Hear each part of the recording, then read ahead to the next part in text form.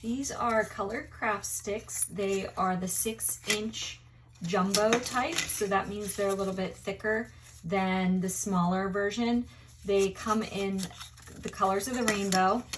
We like to use these in so many different ways. One way is by writing with a black marker right onto the craft stick. So I wrote some words that are kind of tricky for my students to learn and to write. And then you can write any words that they're working on, spelling words, vocabulary words, common words that they're learning to read.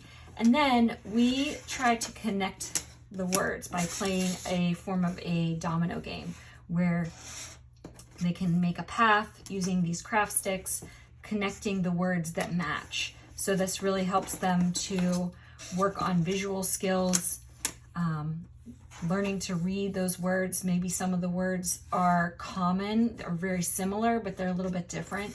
This is just a really fun hands-on activity to work on so many different things. And this is just one way that I love to use these craft sticks. So there's so many other ways you can use this. And you can even have the students or the individual write the words right on here and work on handwriting as well.